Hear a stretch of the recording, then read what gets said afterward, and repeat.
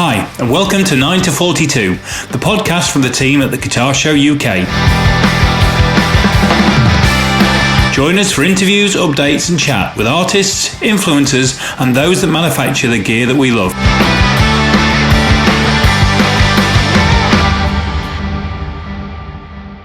Hello and welcome to 9 to 42, the podcast from the guys at the Guitar Show UK. Jason Hunt is sat with me. I can see him on screen. How are you, Jace? I'm all right, Ant. How are you? I'm really well. As long as we don't talk about Dominic Cummings and Boris Johnson, I'm absolutely fine. And that will contextualise this podcast for anybody listening to this in 2024. If we get to 2024, no, let's be more positive than that. Yes, I'm fine. How are you? Yeah, I'm good. I've had a really good week. Put together a new pedal board, which was quite exciting. What else have I done? Nothing. Right. Just a new pedal board. I started on the subject of, because we haven't talked much about gear and guitars on the Guitar Show podcast, so maybe we should indulge ourselves just for a couple of minutes on this topic. I was talking to somebody the other day who's a luthier who's, I think, is going to have a mess about with my my Strat for me, because I've got a Japanese 62 reissue. It's from 1986, and because I'm a huge Marillion fan, when I had it in the sort of the late early 90s, I had it battered around. So I had an EMG put in it, and I had he uses a Kahler trem, and I don't, or Kahler Carl trem, and which I didn't like the idea of. So I had a Wilkinson trem put in it, and an EMG put in it. So consequently, that meant a battery compartment, and I want it back to how it originally was. But I've lost all the bits. All the bits actually they didn't get lost, they got stolen. So all the bits have disappeared. So I haven't got the original trem, I haven't got the original pickup that was in the bridge. I've since taken the EMG out and put a hot rails, hot rails in the bridge. But I want it back to a Strat. So I was talking to somebody this week about how I would do that, and he's going to fill it and put a different trem in and get it back to being something like it originally was. Yeah, there's something. I've got a parts caster really Strat, and one of the things I went over to see Rob Williams, a guitar maker, last summer, and he was sorting out a Les Paul of mine, and while we were sitting around drinking coffee, just chewing the fat afterwards, I was playing all of his guitars, all of which was just incredible. But he said, "Do you want to have a go on my '62 Strat?" And I'd never played a vintage instrument, like a proper vintage instrument before. Because when I bought some of my guitars in the 80s, those sort of like second-hand guitars, which are now vintage because they were from the 70s, is the only experience I got. So I played this 62 Strat, and I realised just how incredibly different a genuine vintage Strat feels compared to a modern-day Strat. Yeah. And I swear to God, I hate Strats. I mean, I just despise them. I can't get a decent sound out of a bridge pickup on any of them. And then I played Rob 62, and it was the most wonderful thing. And you realise that, and I fully understand the economics of it. That corners are cut these days in the mass production. The forearm chamfer and Rob's was just, it was so much deeper. And the belly cut was deeper as well, and you realise that actually it takes a long time to shave off that much wood. Hence the reason why we're not going to shave off that much wood anymore. But it just made the whole guitar a much more ergonomic experience. It was really tactile, which is something I never had with a relatively modern Strat. So when I got a part caster built, I had it based on a 62, so it's got the additional chamfering and so on. And I was playing it yesterday and I put the pedal board together, and it's wonderful.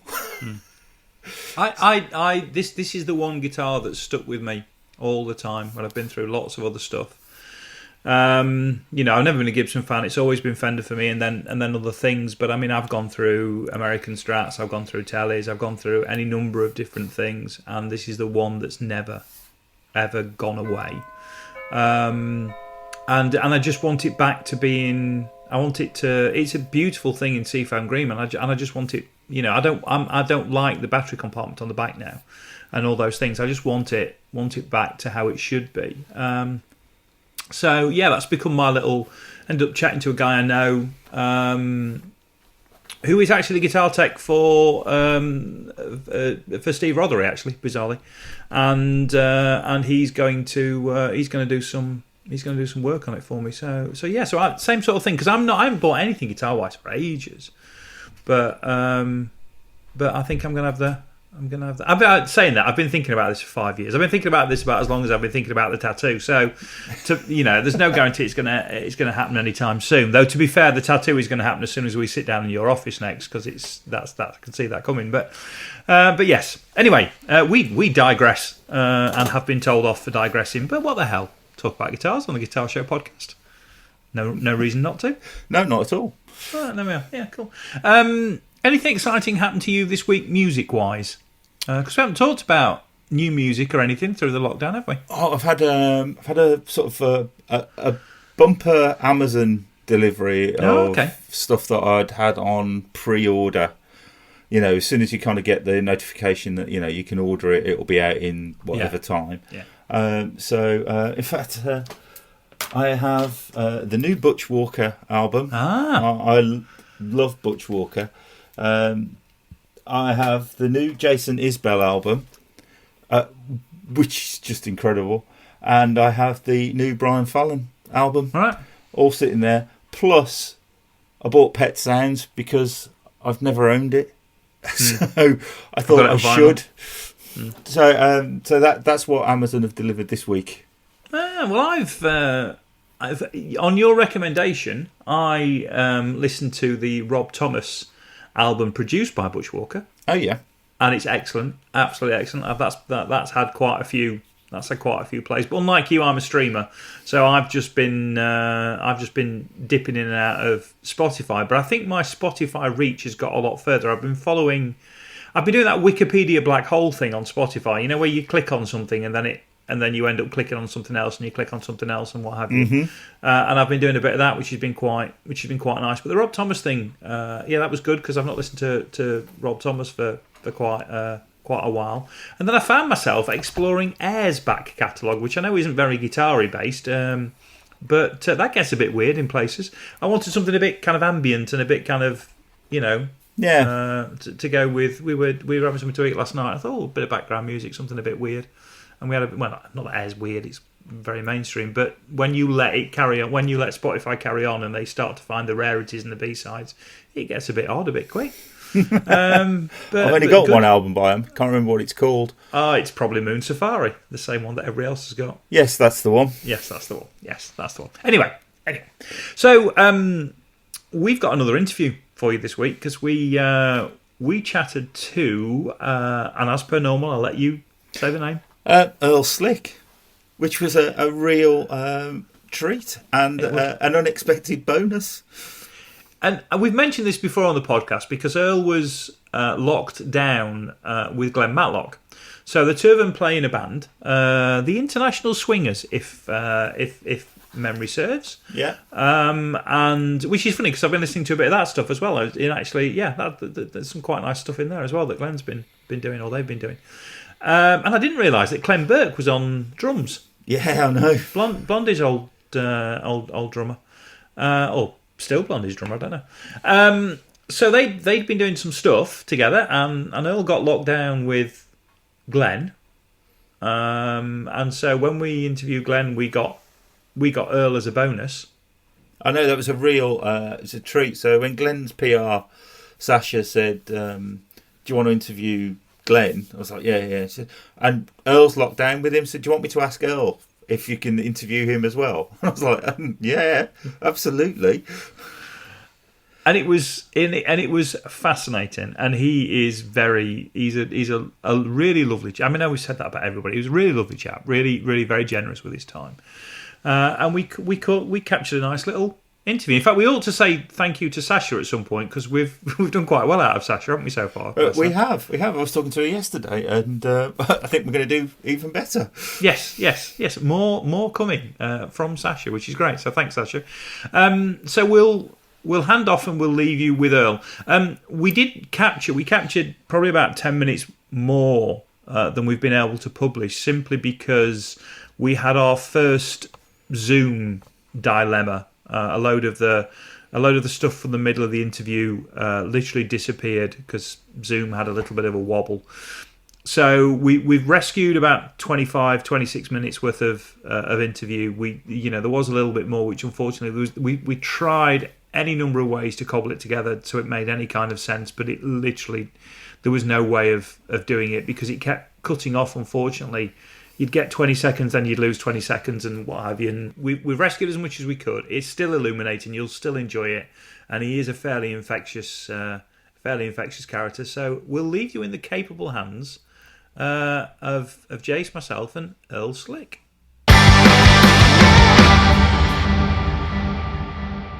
Good morning. Good morning. Good morning.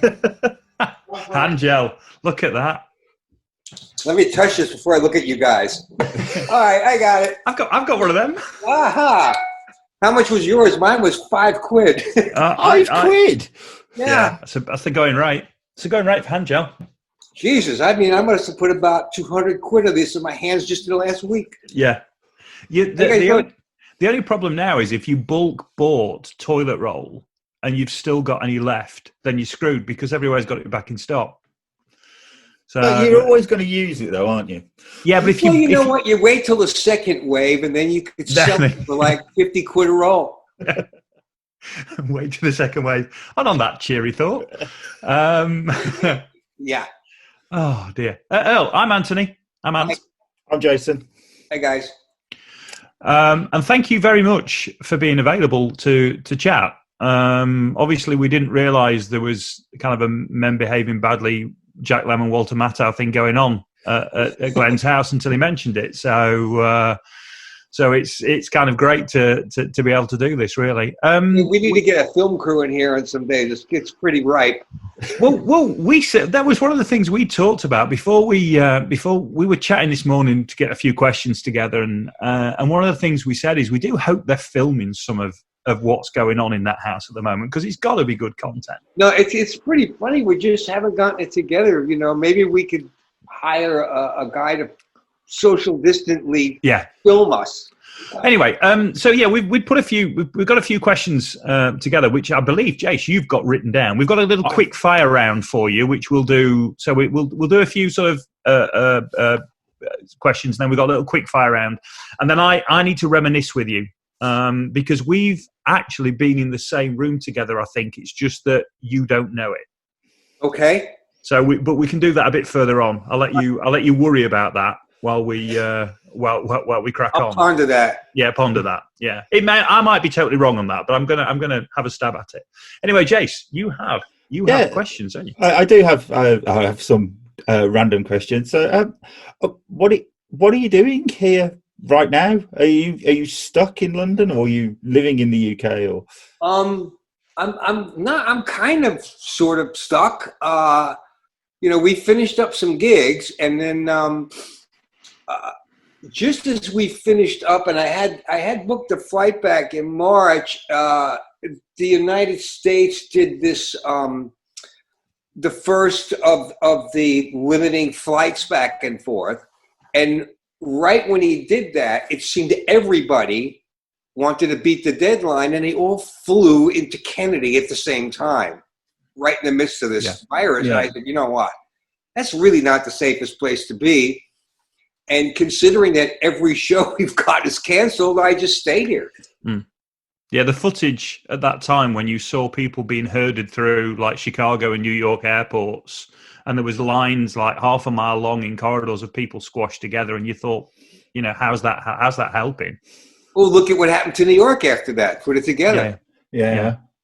So anyway, I saw that and I said, okay, maybe I just should sit tight. So here I am. Yeah, and you had somewhere to stay, so that was handy.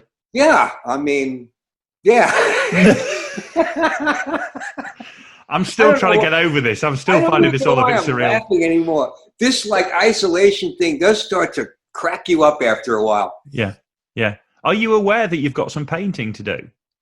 Yes, we had a plan about the painting, but then you kind of need to be a little bit too close together to paint, so we'll have to just put that off till later. Right. Okay. We'll have to keep us in the loop on that so we know what's going on. It will get done. Yeah, it's probably the only thing that our audience are going to hang on to for the remainder of this podcast is just how's that decorating coming. So you will have to keep us. We'll talk about that later. Yeah. I was looking at your track record on the Wikipedia page, and you have played with some of the most incredible people, and I was just wondering, how did you start doing that kind of sideman to absolute massive stars thing? Really, I mean, I, like everybody else at the time, going back into my late teens and stuff, was writing songs. I had my own bands. And when I got the call to audition for David Bowie, I actually had a really good band at the time that was close to being signed. And I had to make a decision, which wasn't that hard to make, considering at that time, Mick Ronson had just left, so I would be the replacement for Mick, that David had really hit it with Ziggy. And then the Diamond Dogs tour at that time. So it was like a no-brainer, because at that point, David hit his first really big peak. And because of that, and, the notoriety I got from that, and working with David, obviously I became more visible to people. And, also, through the years, you do get called sometimes based on your associations. Yeah. And that's what does happen. It's like, so you've worked with David Bowie, and then this guy goes, well, wow, he's worked with David Bowie. Let's get him. And then that just keeps going. So, and throughout your career, you seem to have had your own band as well, Phantom Rocker and Slick, Dirty White Boy, and so on. Is there a different kind of mindset that you have to have when it's your own thing rather than being in someone else's band? The main difference in the mindset is from the business point of view. When you're in somebody else's band, their business is already set up, and you walk in and you do you just become part of an organization that's already there. Yeah. When you're doing your own band, I didn't treat the music any differently or the performances any differently, but it's from the business end, then it's up to you as being a founder of a band to put together the business end. That's really was the biggest difference to me was that. Right. Okay. Because I think I was reading that you left David Bowie because was it your management fell out with his management, and then what was it we were talking about? Then Stevie Ray Vaughan replaced you, and then his management fell out with David's management, and it's kind of it goes back further than Stevie, because the first fallout happened I would say about a month or so or 2 months after Station to Station was finished, and we were getting ready to go on tour. And yes, our managers had a falling out. They were the same manager. If anybody could put that one together, we were both being managed by the same guy. David had a falling out with a manager, and I didn't. Right. And David's new representative was then having a falling out with my manager, who was David's manager. And it just went to shit. Pretty much what happened. And the shame about it is that that was in 1976, so I never did the tour to promote the station record, and it wasn't until 1983 when we did the Serious Moonlight tour, which Stevie Ray was supposed to have done because he had done the Let's Dance album, that me and David sat down and had a coffee the first day I came back, because we needed to clear the air from years before. And as it turns out, we were both being lied to and manipulated, and neither one of us had anything to do with it. As I imagine everybody would suspect in that scenario, which is awful, really. No, it's a all too familiar situation that you're right. It's really kind of lousy. Inferring from that, then, because it seems like it's the same for Stevie Ray as well. So you you didn't get a chance to play on the tour from the album that you contributed to. Right. And then ended up doing a tour, and Stevie didn't get to play on the album. Okay, this is probably confusing the crap out of everybody, but considering you got nothing else to do but sit around and make sure you don't get germs, we can have some fun with this. I hadn't spoken to David from that time that the blow-up happened, when I left the station tour. So, the first time we'd seen each other was when I flew into Brussels to start the tour. Yeah. So we had the cleanup time in there. So hence I didn't play on the Let's Dance record because I was persona non grata at the time. At the time. The point I was making was it's kind of ironic that you end up that the one tour you don't get to play on was the one when you'd contributed to the album. Oh, you know what? You're right. You know what? After all these years, I hadn't thought about that.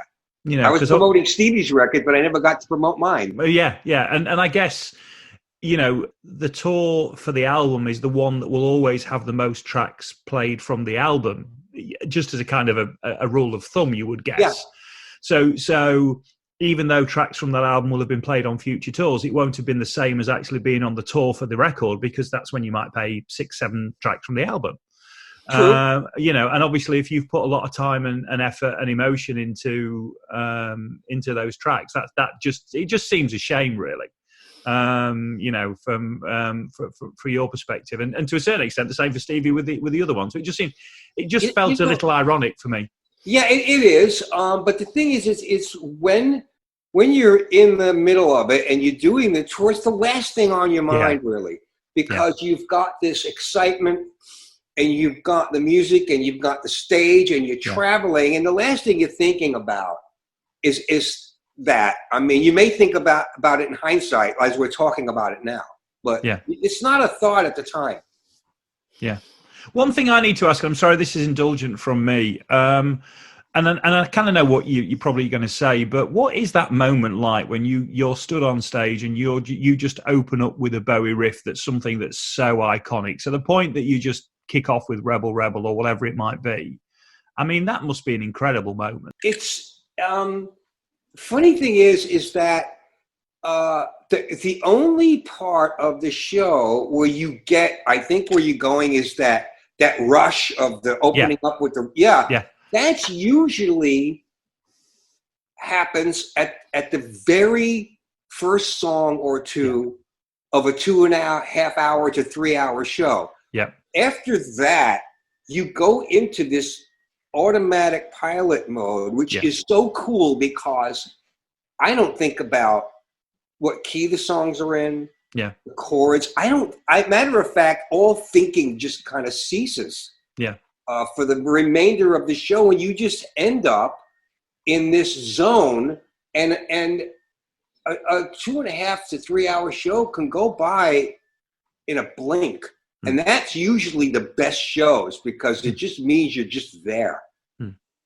That's the part, that's why I think a lot of us do this. It's you gear a 24-hour day on the road towards those 2 or 3 hours in which you just disappear off the planet, which is great. Yeah. Wow. Cool.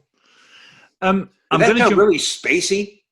No, actually, it kind of didn't. It kind of. I was kind of trying to sort of see if there was that moment where you were suddenly zoned into the moment because you were the focal point.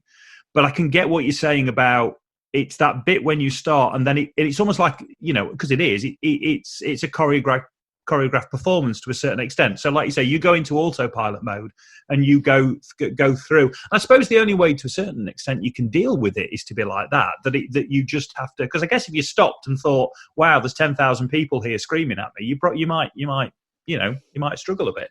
Well, what happens too is if you get too conscious of certain things around you at a big gig like that, you just lose your momentum. Well, I'm going to ask my question now about because I think we might have been in the same space at some point in the past. Only because when I was at university, which was late 80s, early 90s, I was quite a hair rock fan. And so I went through all the kind of the Bon Jovis and the Def Leppards and all that kind of thing, very much that late 80s, early 90s scene. And one of the bands that I went to see quite regularly was Magnum. Uh-huh. And I have a sneaking You're gonna suspicion, do this to me, right? got a sneaking suspicion that I saw you play with Dirty White Boy. You probably did, because that's about the time we would have been over here doing a bunch of dates opening for them. Yeah, because I have the album, which isn't on my shelf up there. It's actually in my I don't play CDs very much, so my CDs are all over the place. But I have the album that I bought at the time. I tended to buy a lot of Support Act albums when I saw Support Acts if I enjoyed them. And I remember enjoying the show, and I remember that when the single came out, and I was trying to then piece it all together. And obviously when we found out that we were going to be able to talk to you today, it was, and I was going through the list, and I was like, Dirty White Boy, yep, I know exactly where I was. So I don't know what year it was, whether it was 89 or 90, and I can't remember the venue. And I've tried to find the ticket, because I keep all my ticket stubs as well. I'm trying to think. I'm thinking it was probably, it was 90. It wasn't 89. Yeah. It was 90, yeah. Right. Well, I will have been at university, so if you played either Leeds or Bradford, there's a very good chance it was one of those two. Yeah, I can't remember, where the dates were. I'll find out. I will find out, because I will have the ticket, and I will. But yes, that was. So I did think we'd been in the same space at one point. We were then, yes, and we were then, right? Well, that's in which case I'm not going crazy then. It was a good gig. I enjoyed it. I don't remember a lot of that one because it was so short. We didn't do a lot of dates with that band. We were over here for maybe a couple of months. That was it. Yeah, and it wasn't. And they were more. I'm not saying they were a proggy band, because they weren't. But I mean, they were a slightly different style.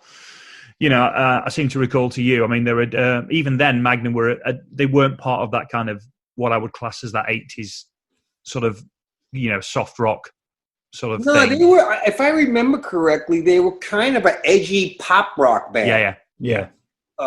Is really what it was. And I don't remember much else about them, because I hadn't heard of them before that. And the tour was only a few months, and that was that, They never really made it in the US. They never really transferred. No, they didn't.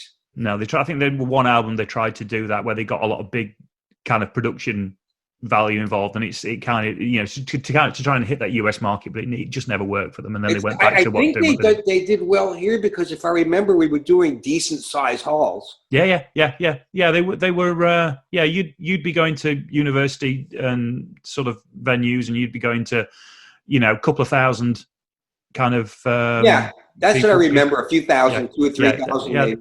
Yeah, that'd be that much. Yeah. Sorry. Well, that's. I'm now happy to know that I wasn't imagining that. We've got that cleared up. So we do know each other. So it's lovely to see you again. Great to see you. Yeah. Yeah. Nice You're keeping really well. You look great. Jay, should we go on to our quick fire round? I'd just like to say that I've also been in the same room, because I saw you with the Dolls. See, that's 2011. You got that. You got the year right. That's pretty recent, so I remember that. Yeah. What was it like being in the Dolls? It was great, because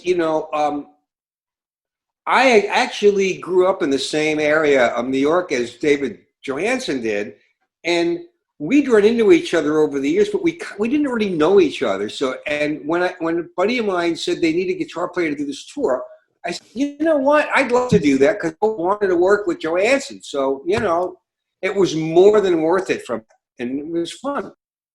Drum roll, and we will go into our quick fire round, which when we did quick fire with Glenn, it lasted about 15 minutes. So, why am I not surprised? Oh dear. The thing was, halfway through the quick fire round, he went to go and fetch props. He went to go and fetch things to show us. So quick. I got it. I'll spare us. Okay.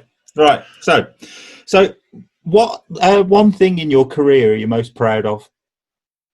That I'm still doing it. Excellent. Great answer. That's going to be hard to beat.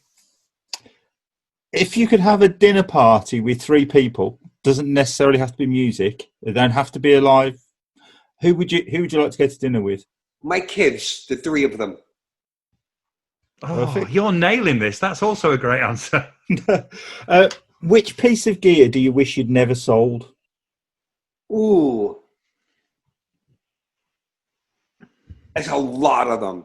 I would think the one I wish I hadn't sold was my 1965 Telecaster that I bought new. Yeah. Cool. Yeah, I can say that. What colour was it? It was the cream Right. with a maple neck. And Right. I actually, what I ended up doing was I had gotten the Tele, but then I wanted to get an SG. And back at that age in those times, you didn't own a Guitars. slew of guitars. So when you were ready to get a new one, you sold the old one. But the old one really wasn't old then. Right now, that thing, wherever it is worth a fortune. So, and I loved it, but I wanted to get an SG because I'd seen Clapton playing one. Right. So I sold the Tele and took that money and put it towards the SG. I still have that though. So the Tele is there in spirit. And what's the best gig you've ever been to? Been to? Yeah. Oh God. I think the first time I saw Buddy Guy. Oh, right. At a place called the Ritz Theater on Staten Island a really long time ago. Wow. Really long time ago. Yeah. That's a great answer as well. Oh yeah. I love Buddy. And what's the first thing you're going to do post-lockdown? Wow. Look for a job. I can't wait to play. That's really... I can't wait to get back on a stage again. Yeah. Are you and Glenn playing together in the house now? Not really. He'll go for a walk or I'll go for a walk. And I've been in a hotel up until a couple of days ago. Right. And now I'm back here again. And not really. I mean, it's you do get, I mean, I don't know. I can't speak for Glenn, but you can get into some really weird headspaces. And I'm sure you guys have been there. Yeah. Lack of motivation or just spacing out, and it's hard to get glued together sometimes. Yeah, I get that. I mean, I'll sit there and play my guitar or whatever, and just to keep, my brain alive. But we really haven't. Oh, that was one thing I got written down that we didn't talk about really. Was you've got your own brand of guitars, haven't you? Slick guitars. Mm-hmm. Yeah, I've got the brand of guitars was an offshoot of my brand of straps. I have a friend of mine that I've known forever that put together a company called guitarfetish.com, which has been around for at least a dozen years now. And he makes everything you need for a guitar. It's like if you need a little spring that goes under your pickup, or literally a screw that holds in a tuning head, or bridges and hardware pickups. He has his own brand of guitars. So I had been making straps at home for myself, and he saw them one day. They were hand painted, and he really liked them. So we started to manufacture those, and they went on to guitarfetish.com in like the slick section, and they did pretty good. So we just started to do some guitars, which are, low prices and decent quality. And yeah, it's kind of cool. I'm a businessman now. Well, I'm now going to ask a very cheeky question, but Earl, would you sign us a guitar strap of yours and let us have one? Obviously, we'll sort out the relative costs and everything, because I just think it'd be a really nice thing to give away by the podcast. Sure. I mean, obviously, I don't know when that will be. So neither do I, because I mean, we'd have to get it shipped over, because everything that we do is by mail order. That's how I'm able to do this, because there's no physical store. Yeah, it all gets drop shipped out of the U.S. Yeah. Well, that's fine, and whatever it takes. But if there's any way you could sign as one of your straps that we could give away, I just think it'd be a great. Absolutely, shoot me an email after we're done with this, and then I'll contact the U.S. and have one sent over, unless I have one with me, which I might. Okay. Do you want to get Glenn to send me your email address, because he's got my email address? Yeah. I've got the straps I have here. May be the ones that I made by hand from me. You ain't getting those, but No. We kind of figured that because I get attached to those things. I mean, they're so worn out. But no, let me. Yeah, we'll figure it out. That'd be absolutely perfect. That'd be great. That'd be great. Well, thank you so much for your time. It was fun. It was It's noon plus 19 minutes. Yeah. Now I got to fill up the rest of the day. With Yeah. We can do this again tomorrow if you like. You know what? I mean, if we could kill from, let's say, 11:50 to 12:19 every day. Yeah, that's fine. We could do that. We could do that. I mean, the other thing is, I understand there's some paint fairly close by, so I mean, feel free to just paint a room. I'll be right over. Yeah. It's been fantastic. It really has been an fantastic. absolute pleasure. Thank you. And I've certainly learned a lot, which is great. But I do hope you get home soon. I hope you get to have that meal with your kids as well as soon as possible. Thank you. I hope you guys hold up, with all this, and at least you get to do this every day. It's not too bad. Well, this is the thing. I mean, we'd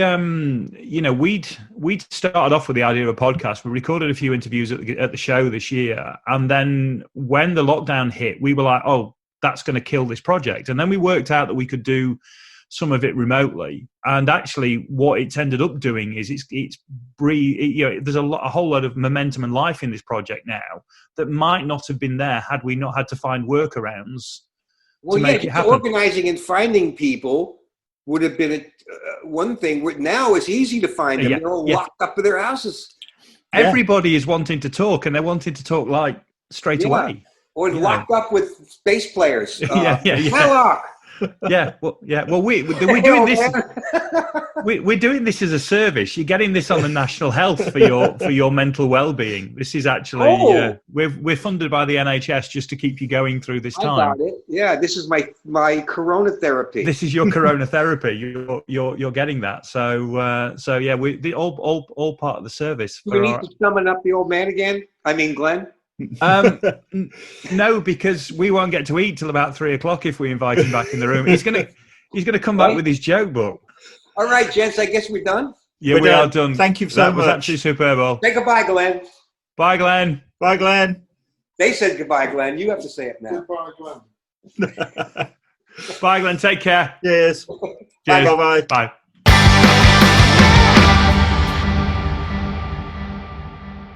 And we're back, and I hope you enjoyed that. Listening to it again when I edited it, I'd forgotten how much fun it was. It was fun. It was really good fun. He's like I think you said, an infectious character, and I mean, he's played with just the most incredible list of artists. It's just unreal. Yeah, we didn't really manage to get into exactly that list. So, if you get a chance to do a little bit of research on what Earl's actually touched it over his musical career, it's a phenomenal list. Well, I've tried to get an idea of it on the podcast Spotify playlist. Yes, which actually is worth reminding people. We put a playlist out with every episode, and it isn't just the top 5 songs of that person. We try and look and give you 4 or 5 examples of different points in their career. So so it isn't, you're not just listening to, for argument's sake, Phil X is not a live Bon Jovi track that he played on it. It's a mix of other things. So if you haven't checked those out yet, and they're only 5 tracks each, aren't they? I think each one. Yeah, they are. I mean, looking at it, and so you got Earl Slick solo, you got David Bowie, obviously. John Lennon. Yeah, he's on the Double Fantasy album. It's just insane. John Lennon. I think that, given how good he was to interview, the reason why you get those gigs is by not being a dick, really. Yeah. We can confirm for the record, Earl Slick is not a dick. No. He's a very nice man. He's a very, very, very nice man. Yes. And there you have it. So what have we got? What have we got next? What have we got coming up? So we've got Erwin Sparks next from the Hoosiers. Yes. Who we spoke to a couple of weeks ago. He's got his new album out. It comes out tomorrow as we're recording this. So it'll have been out a week and 3 days. by the time the podcast goes live. I was listening to a few of the tracks that he's put out, and I have to say it's quite different from the Hoosiers, but I really enjoyed it. I really liked it. I really like it as well. It's much more introspective than the Hoosiers. Yeah. I mean, there's a great deal of humour in the Hoosiers, which is, there's a great deal of humour in Irwin as well. Yes. But this is very different. Not in a better or worse way. It's just very different. I really enjoyed, what was it called? The Rainy Day in the Shed sessions or something. Yeah. It's up on Spotify at the moment. Yes, it is. It is. Introspective's right. I think it. It talks very much to where Irwin is in his personal life and the things he's experiencing, and I think it's a real nice reflection on kind of where he's at. So I would certainly say to anybody, have a listen to that stuff. But we can talk about that a little bit more next week. But what I think we're going to try and do is we'll put a little clip of the interview up in a second, just so you get some kind of idea of what that's going to sound like. We're going to start trying to put a little bit of the upcoming episode on the end, just to whet your appetite, just to keep you flocking back in the way that you currently are, which is great. So thank you very much to everybody. I have nothing else to add, really, Jace. I don't know about you. Not me. So No. Thanks, Ant, and thanks everybody for listening. Yeah, thank you for listening. If you like it, please tell everybody else about it. Please share it. Please subscribe. All the normal things. That would be great. Leave a review. That's also fantastic. And we will talk to you. We'll talk to you next week. See you then. Bye-bye. Coming next time on 9 to 42. It would be remiss of us not to talk a little bit about the Hoosiers. Of course. But and I feel I'm going to steal Jason's thunder here because you go for it, mate. Okay, is that all right? Yeah. Apparently, you were voted worst band ever by NME. Oh wow! When I was thinking, okay, they're going to ask some real obvious question like, "Who's Ray? You still worried about him?" But I got the kick in the ghoulies question.